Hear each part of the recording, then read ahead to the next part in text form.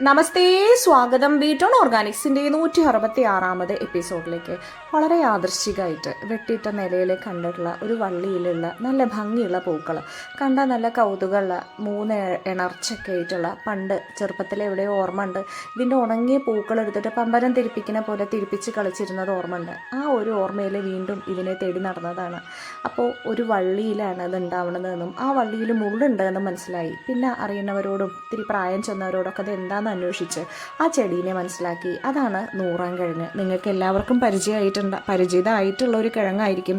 തമിഴിൽ ഇതിനെ ഗരുഡൻ കിഴങ്ങ് എന്നാണ് അറിയപ്പെടുന്നത്. കാഞ്ഞിരക്കിഴങ്ങ്, കവല, വെട്ടവള്ളി, വെള്ളക്കിഴങ്ങ്, നൂറോം കാച്ചിൽ, അങ്ങനെയൊക്കെ പറയുന്ന കാച്ചിൽ കുടുംബത്തിൽ, അല്ല നമ്മുടെ കാവത്തും കുടുംബത്തിലെ ഒരു സാധനമാണ് ഇത്. കിഴങ്ങാണ്. വളരെയധികം ഔഷധ ഗുണമുള്ളതാണ് കേട്ടോ.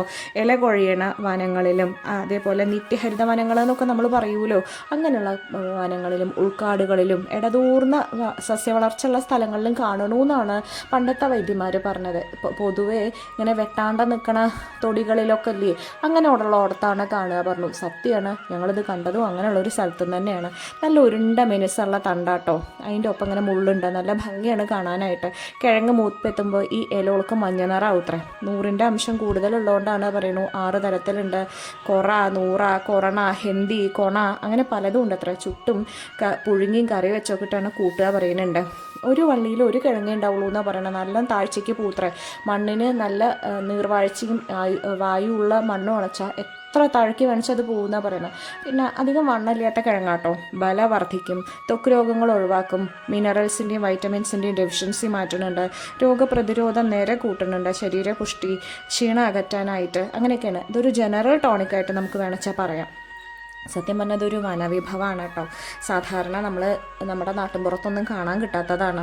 നമ്മൾ കാണുമ്പോൾ ശരിക്കും പറഞ്ഞു കഴിഞ്ഞാൽ ഇങ്ങനെ ഒരു അത്ഭുത ശേഷിയുള്ള ആളാണോ ഇതിൻ്റെ അടിയിൽ എന്നുള്ളതാണ് നമുക്കറിയുക.